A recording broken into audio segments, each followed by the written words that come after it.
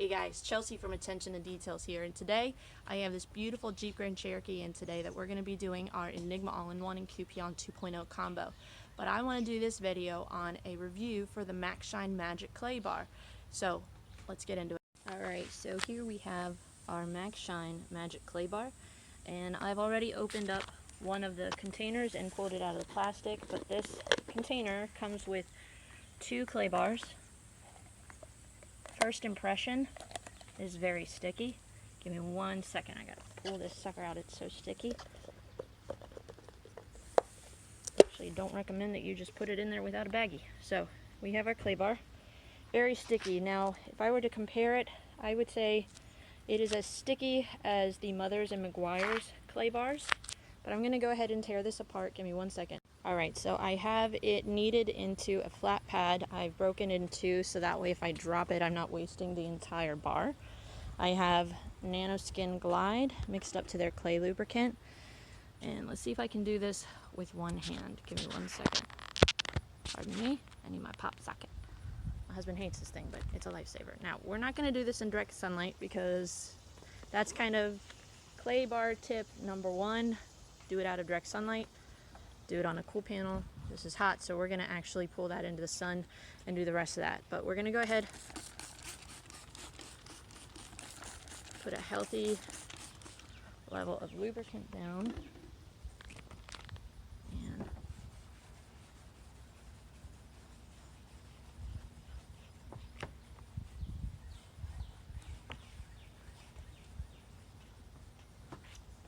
it's kind of hard to compare clay bars.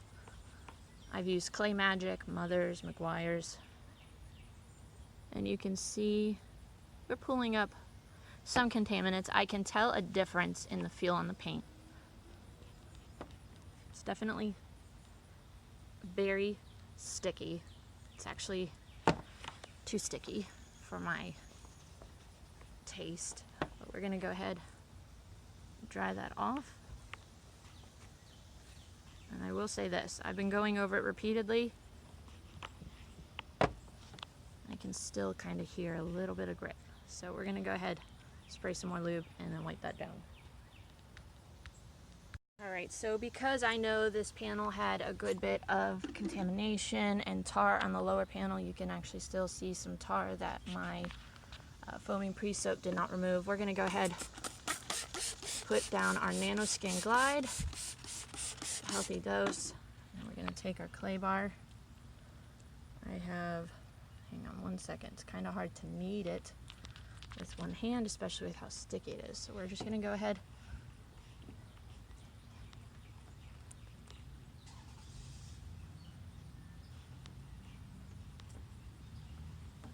be careful around these envelopes.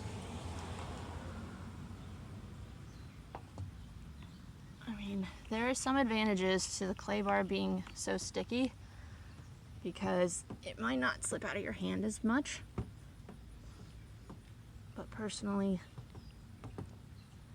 it's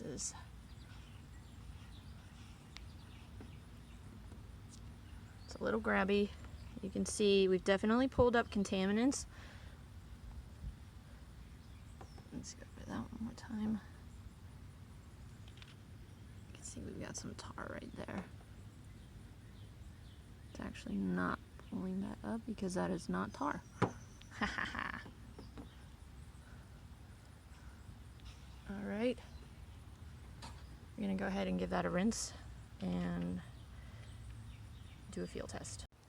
Alright, so we've gone ahead, we have clay barred this entire panel. You can hear we are squeaky clean. And you can see we have removed all of the contaminants. Now this isn't white paint, so it's a little bit more forgiving. You may not necessarily see the rail dust or anything like that, but I can tell from touching that we have gone ahead and pulled up all the contaminants that are bonded with the paint. So we're going to go ahead and finish the rest of this vehicle, but I wanted to real quick give you kind of my 2 cents on this product. So typically as a professional detailer, the scenario that I'm going to use a clay bar is if I am not polishing the vehicle and I don't necessarily want to have to spend 2 hours doing a clay bar process, some of the more tedious times that you're clay barring is not necessarily the clay bar process, but kneading it and constantly flipping it to a new panel. So the one thing that I do enjoy about this is that it is very easy to knead, but on the flip side, it is very sticky. That's probably the only con that I have to this product. I don't necessarily care for having clay all over my fingers, and hopefully there we go, the clay actually pulled it off of itself. But sometimes the softer the clay bar, the easier it is to knead, but as you're rubbing your finger over the surface of the paint, you're going to kind of push through it and have a tendency to kind of have too much pressure to it than what you should have, because it might induce more marring. Cons to it being sticky: I'm holding it like this and it's not falling off, so there may be less risk of you dropping the clay bar and having to throw it away. So there's advantages and disadvantages to it being so sticky.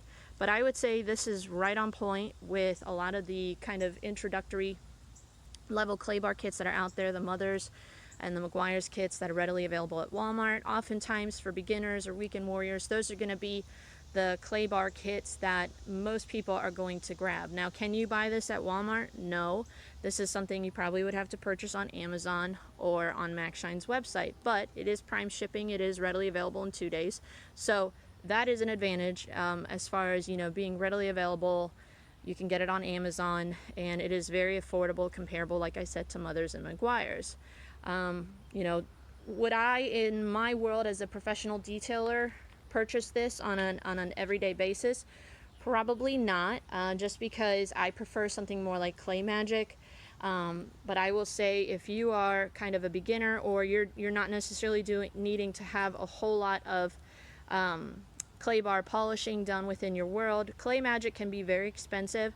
And like I said, if you drop it on the ground, you've got to throw it away. So you have to ask yourself, is it economical that if you drop a piece of $24 clay on the ground, are you going to throw it away? Or are you going to want to spend something more like $10, $12 for clay? And that way it's more cost effective. As a pro detailer, I'm probably going to use something more like this from Maxshine. This is their nano clay pad. You can connect this to a DA and use a lubricant, or you can even connect it to something like this. Or you can use something like the nanoskin clay sponge or the nanoskin wash clay pad. So, for the pro detailer, would I necessarily recommend it? I'm probably going to say it depends on what your budget is. It depends on what you're looking for. If you're looking for soft, malleable clay, if you're looking for a really nice container to store it in, this is definitely an option for you to consider. I know the Mothers and Meguiar's ones, they kind of come in a snap top type of case. Sometimes it may not seal properly, so I do enjoy the case. It's actually really well-made product. The clay bar, again, like I said, it's very soft, very malleable. It gets the job done. It's very affordable, so if you drop it and you have to throw it out, you don't feel like you're throwing away, a $20 bill or whatever like that. But for the pro detailer, that's up to you on what you're looking for out of a clay bar. But did it get the job done? Did it remove the contaminants in a quick amount of time? Yes. So I would say it passes.